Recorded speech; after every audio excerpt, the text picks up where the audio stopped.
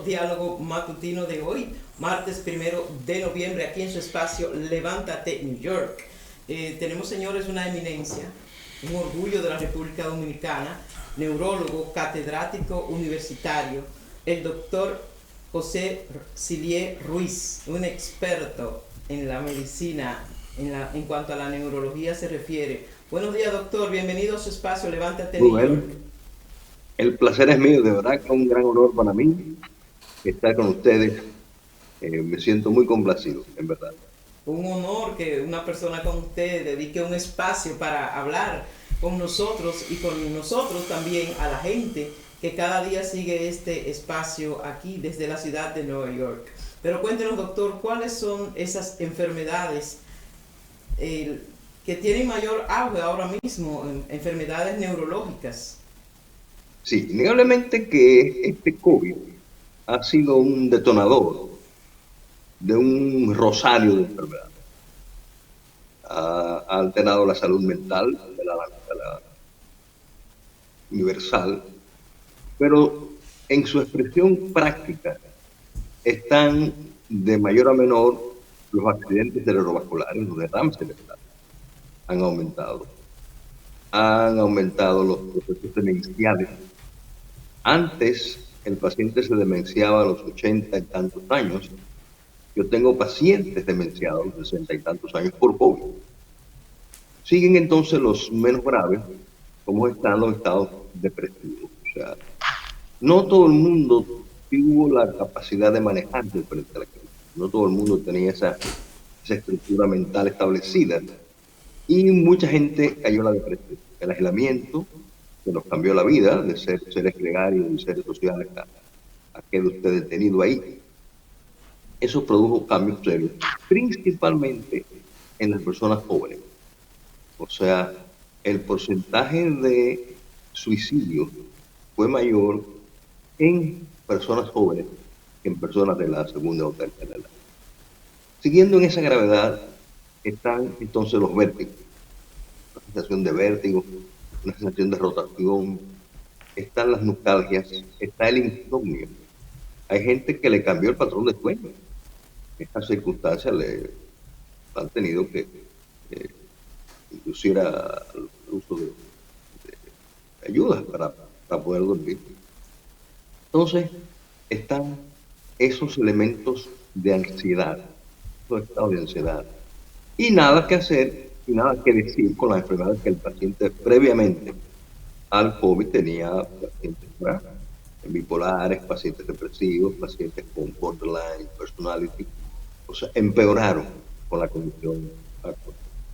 Indudablemente que ese es el espectro más serio, consecuencia de la infección por el COVID-19. Doctor Oscar Pérez, un placer tenerlo acá. Doctor, Un abrazo. ok, ¿dónde está la línea divisoria entre neurología y psiquiatría? Porque usted menciona una serie de problemáticas como depresión, como bipolarismo, que con frecuencia nosotros aquí lo trata un psiquiatra. Eh, Sí, no, no. exacto. Aunque Yo entiendo la entendemos, pregunta entonces, perfectamente. ¿dónde está esa línea Mire, divisoria entre lo sí, psiquiátrico y lo neurológico? sí. Vamos a resumirlo en dos aspectos. El psiquiatra se concentra en los aspectos emocionales, los aspectos conductuales. El neurólogo se concentra en los aspectos de organicidad. ¿Qué hace el neurólogo? El neurólogo es un internista, ¿verdad? Con entrenamiento psiquiátrico, pues tenemos que hacer rotación psiquiátrica, lógicamente, porque antes, hasta hace unos 30 años, se graduaban de neuropsiquiatras en Europa. ¿Por qué razón? Porque al parecer la diferencia, la separación de especialidades se convertía en una especie de hilo brasileño, ¿no? Un traje de baño de una brasileña. Donde, ¿qué pasa hoy día? Hoy día, el paciente internista, el cardiólogo, el gastroenterólogo, tiene que tener alguna basamento psicológica. ¿Por qué? Porque el paciente angustiado, el paciente deprimido, el paciente enfermo del alma, con la distimia, con la tristeza honda, no va al psiquiatra. él va con un trastorno gastroenterológico, él va con una taquicardia, él va con un dolor de cuello, él va al ortopeda. Entonces se inicia un periplo que si ese médico no percibe rápidamente, de inicio, que este paciente realmente lo que es un paciente deprimido, óigame, el calvario de este pobre paciente es crítico. Van a 5, 6, 7 médicos.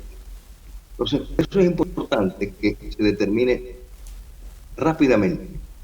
Entonces, las diferencias entre el neurólogo y el psiquiatra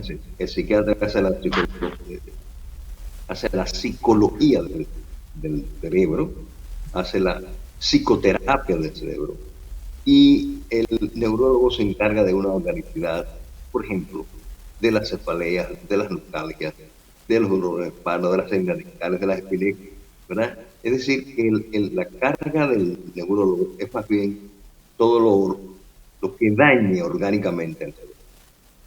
Ok, doctor, ya que usted pone en los accidentes cerebrovasculares como una de las principales enfermedades de la neurología, en República Dominicana tenemos estadísticas de cuántas personas sufren estos trastornos durante el año y cuáles son los elementos para prevenirlas. Bueno, sí. La primera pregunta debo responderla con mucho pesar de que no existen esas estadísticas fiables. En una ocasión, cuando fuimos presidentes de la Sociedad Dominicana de Neurología y Neurocirugía, hicimos un movimiento para conseguir los fondos para esa investigación con auxilio de la farmacéutica, pero no se logró, no se logró plasmar. Se plantea que los accidentes cerebrovasculares están entre las que invalidan más a la población joven. O sea, esa población laboral, 40, 50 años, cae muy fácilmente en estos derrames cerebrales. Entonces, ¿cuáles son esos factores de riesgo para el derrame cerebral? Son los que no se pueden cambiar y los que sí se pueden cambiar. ¿Cuáles no se pueden cambiar? No se puede cambiar la herencia.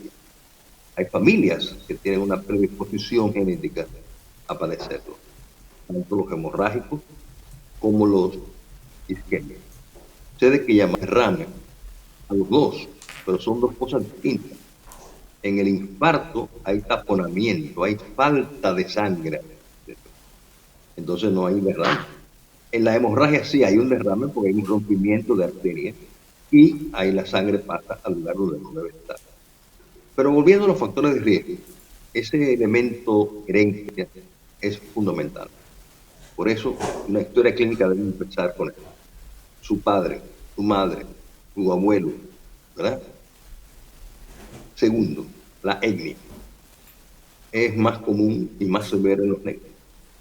Hasta en eso la naturaleza nos castiga. O sea, es más severo el derrame cerebral y más común en la raza negra, ¿verdad? Y en esos elementos de participación racial.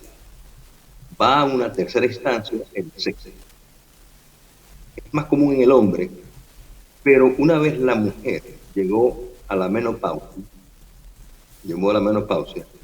se igualaron los efectos. O sea, tanto es severo para el hombre como severo para la mujer, pero comúnmente más común en el hombre. Esos son los elementos que no podemos cambiar. ¿Cuáles son los factores que sí podemos cambiar? ¿Eh? Los factores que sí podemos cambiar. Los factores que sí podemos cambiar son factores como cuál. Tensión arterial. El manejo de la tensión arterial es fundamental. Por ahí anda gente que no se ha tomado nunca la presión arterial. No, pues a mí no me duele la cabeza, yo no tengo ningún mareo, yo no tengo ningún problema. Obviamente, con una tensión casi mortal. Tensión arterial, fundamental. Segundo, las grasas en sangre. Hay gente que en vez de tener colesterol elevado en sangre, lo que tienen es aceite quemado por la cantidad de grasas que tienen. Porque hay gente que tiene factores hereditarios. Hay niños con colesterol. Imagínese usted, ese niño empieza a tener colesterol elevado a temprana edad, en adolescencia, cuando venga a tener los 40 años ya no tendrá paredes sanas, sus paredes estarán llenas, cubiertas de esos depósitos. Sigue en la instancia el tabaquismo, el fumar. El fumar es uno de los elementos principales que produce infarto cerebral o derrames cerebrales, uno u otro, ¿verdad? Sigue entonces, ya se considera un factor de riesgo. El malvado estrés mata, ¿verdad? Siguen por igual entonces el exceso de alcohol, ¿verdad? La vida sedentaria, hay gente que no camina ni media cuadra, y lógicamente eso tiene un costo elevado en salud, principalmente en los derrames cerebrales. Van entonces otros elementos como son el aislamiento. O sea, el aislamiento tiene mucho que ver tanto con los neurales como con el Alzheimer. Es decir, que la vida social es importante, socialice, participe, reúnase, pero claro, todo con la moderación. Es decir, que esos son los principales factores que antes se consideraban los anticonceptivos como parte, pero ya han mejorado su elaboración y se retiraron de la lista de los factores de riesgo. Esos son los principales factores de riesgo. Doctor, ¿qué tan cierto es que el exponer a un niño a muy temprana edad al uso de computadoras y teléfonos celulares retrasa el desarrollo cerebral del niño? De que falta de actividad con otros humanos reduce la capacidad de conversar. O sea, ¿qué efecto tiene realmente en el desarrollo cerebral de un niño el exponerlo desde muy temprano al uso de computadoras? O sea, pero fíjate bien, lo triste del caso es que mitad y mitad. Cuando usted le da al niño la computadora, usted le abre el mundo, tiene la información de todo, ¿no? Pero al mismo tiempo lo aísla, no socializa, porque no tiene necesidad. Él tiene un amiguito en China y no tiene, él habla más con el amiguito de China que con el vecinito, porque a él le interesa más tener el amigo chino que el vecinito. Entonces, innegablemente es que sí, ya son factores negativos y se ha demostrado que están minando la memoria humana. ¿Verdad? En unos siglos, unos tantos años, no tendremos memoria porque no tenemos esfuerzos. Si usted le pregunta a un joven de hoy que le dé 3 o 4 teléfonos de memoria, usted sabe, creo que el de su caso, la novia, por si acaso. ¿Por qué? Porque todo está en un clic, o sea, ya no hay necesidad. En la época nuestra había que aprenderse todos los teléfonos de memoria, obviamente, llamar a la casa, llamar a los tíos, llamar a la familia, etcétera. Pero ahora no, ahora no hay necesidad. Se levanten y ahí está un punto de clic, está todo. Entonces, sí, se habla de que sea, o sea, lo importante es que se logre el uso bueno que tiene la computadora, que tiene la información, el tablet, el celular, pero también que los excesos. Fíjate bien que muchas veces hay niños que se acuestan a la 1, a las 2 de la mañana, chateando.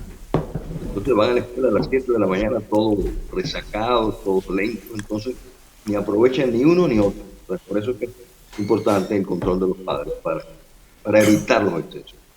Es preocupante, doctor, eso que usted acaba de que dijo hace un rato sobre la demencia que ha aumentado. Aparte de la incidencia en el COVID, en el aumento de la demencia en personas, sobre todo con menos edad, el Alzheimer y la demencia, vemos cómo se ha aumentado en estos casos, en estos días. Aparte del COVID, ¿cuáles otros elementos han incidido para que aumente el Alzheimer a menos edad y la demencia? Sí. Bueno, fíjense bien, uno de los factores que plantea es el aislamiento. O sea, hay personas que no supieron manejar el aislamiento adecuadamente. Y eso les aumentó el chance de demencia. O sea, no es que el aislamiento por sí mismo demente, sino que ese paciente, cuando el paciente expresa un Alzheimer, ya tiene de 10 a 15 años de evolución.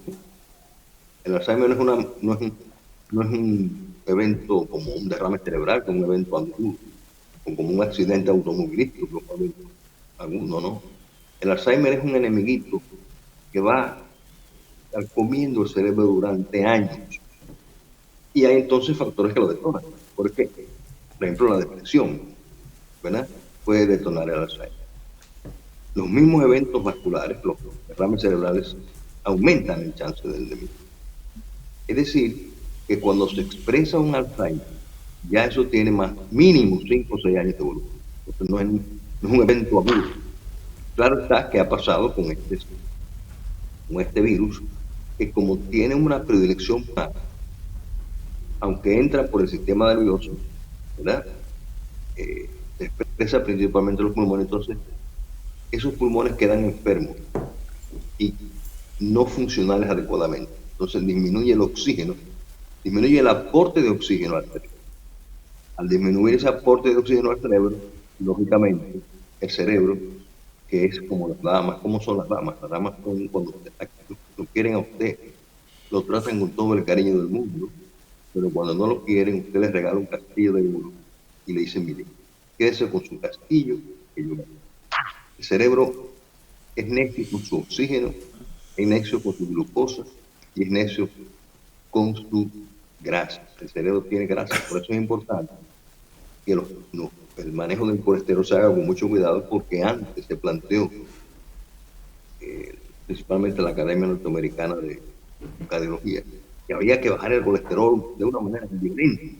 ¿Y qué pasó? Aumentaron las demencias. ¿Por qué? Porque el cerebro usa colesterol como parte del pensamiento. Entonces, si le falta uno de sus nutrientes, Doctor, nosotros vemos, o era que anteriormente, cuando yo era mucho más joven, o no se determinaban las enfermedades con la facilidad de hoy, pero uno ve como que hay un incremento significativo a todos los niveles de enfermedades relacionadas con el cerebro. Desde con niños existe realmente un incremento de enfermedades relacionadas neurocerebrales, o es que es una apariencia. ¿Realmente han incrementado las enfermedades relacionadas con el cerebro, o simple y llanamente es que tenemos mejores estadísticas ahora? No, ambas penas a la vez, como dice el juez. Lo que ha pasado es lo siguiente.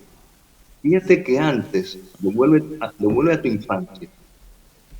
El tío de 35 años era un viejo, era un anciano.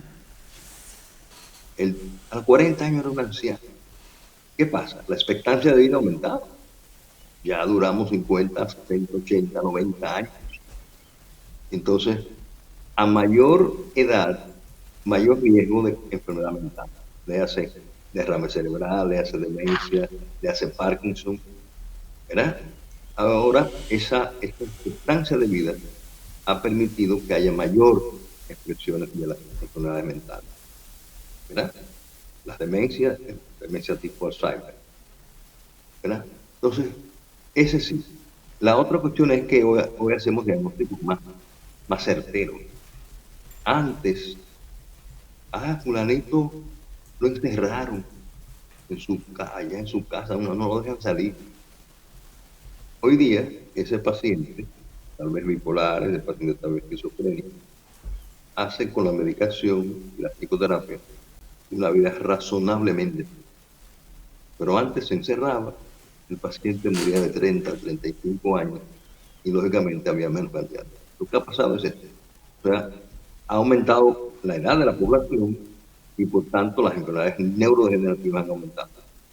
Y hay mejores diagnósticos, más temprano. Doctor, he escuchado a personas preguntarse, padres sobre todo, preguntarse si sus hijos están criados en una misma familia, en un mismo ambiente social. Hay unos que deciden subvertir el orden desde pequeños, les gustan las cosas que no son lo malo.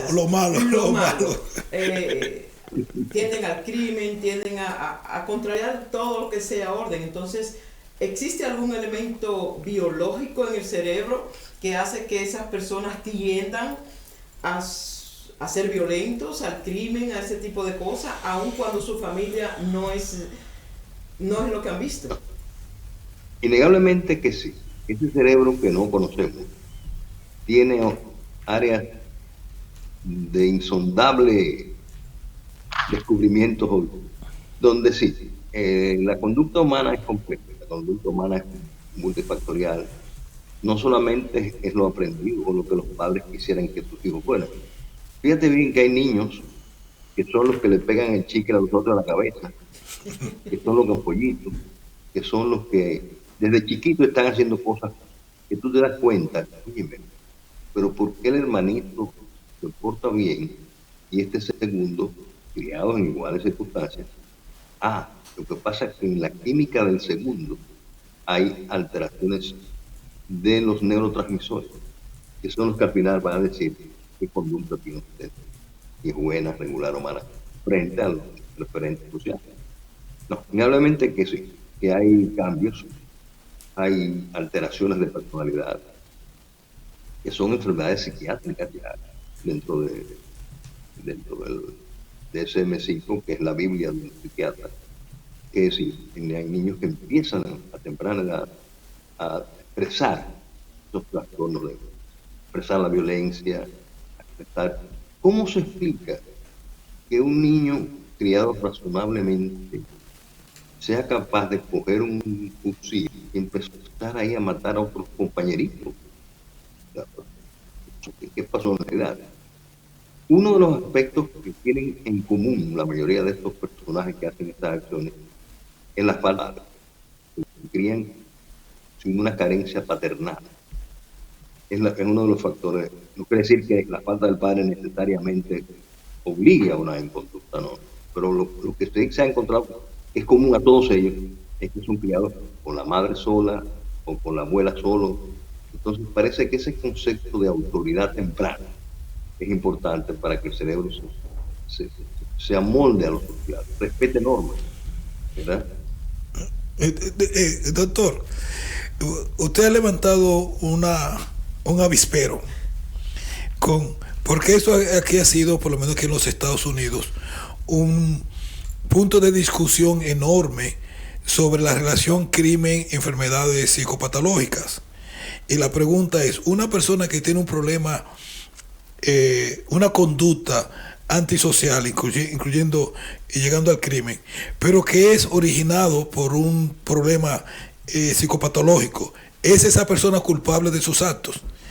Y eso ha creado una problemática de términos morales, judiciales, donde, por ejemplo, aquí una persona que viola a un niño es condenado por el resto de su vida, porque él tiene que registrarse donde va después que sale de la cárcel, tiene que registrarse, tiene que dar a la policía y todo eso. O sea, esa persona nunca termina de pagar el crimen. Y es porque se considera que eventualmente lo va a hacer de nuevo, porque él no tiene control sobre sus actos en ese aspecto. Y la pregunta es la siguiente: ¿cómo debemos nosotros como sociedad organizarnos o reaccionar? No sé ni siquiera cuál es la palabra correcta, teniendo en cuenta de que va a haber una cantidad específica de personas que van a cometer crímenes independientemente de cualquier tipo de educación o de medida que nosotros tomamos de aspecto de control social, simple y llanamente porque esa persona tiene problemas psicopatológicos y no controla sus actos. ¿Cuál debe ser nuestra respuesta? ¿Cómo debemos nosotros organizarnos como sociedad para, por lo menos, reducir esos actos lo más posible?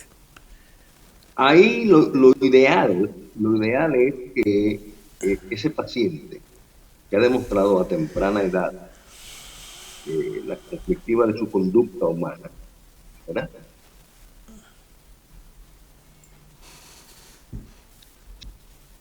sea su poder, sea un servicio que sí que pasa servicio de psicología, porque no puede condenar a alguien si no ha cometido un delito. O sea, ponemos que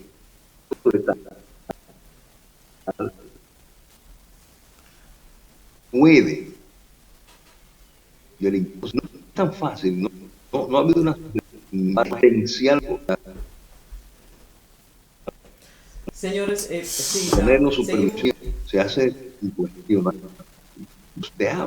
para una sociedad en manejar eso. Entonces, por eso es tan difícil porque ese personaje a veces aparece potencialmente violento, que es capaz de... Pero aparecen unos angelitos por ahí que no han hecho nada en su vida nunca y son capaces de matar a 10. Exacto. Entonces, en ese balance no es tan fácil. Bueno, vamos a Pedro Pérez a un escrutinio de persecución o de seguimiento, porque cuando era niño era parte de un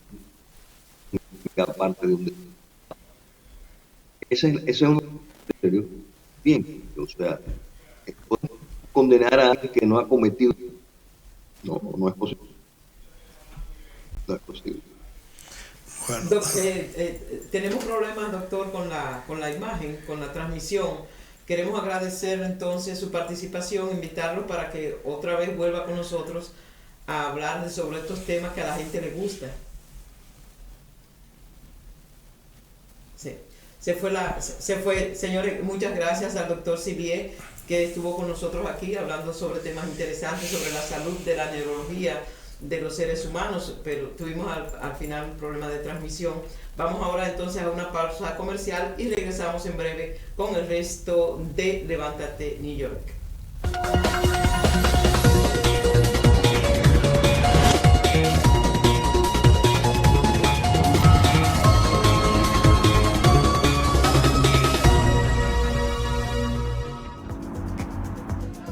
Thank you. Manny, llegaste. Cuéntame, ¿cómo te fue por allá? Tú sabes, ahí estuve con mamá, con los primos, con las tías. Estar en casa es el final y para seguir cerca, mañana mismo voy con mi cédula a empadronarme. ¿Empadronarte? Sí, tú no sabes. No. Para poder votar en el 2024 necesitas estar en el padrón en el exterior, en el de aquí. Tú no pierdes tiempo, Manny, siempre apoyando el crecimiento de Terruño. Yo te voy a caer atrás con eso. Empadrónate por la patria que llevas dentro. Junta Central Electoral. Garantía de identidad y democracia. Comunicadora, locutora, presentadora, empresaria. Lo menos que tengo es tiempo para esperar en una sala de emergencia. En caso de chequeo general, rayos X, fracturas y ahora con servicio de cardiología, el Centro de Urgencia Médica de la 181 y Audubon, Alto Manhattan, es mi única opción. El Centro de Urgencias Médicas, en el 521 West de la calle 181, esquina Audubon en el Alto Manhattan, está para servirte.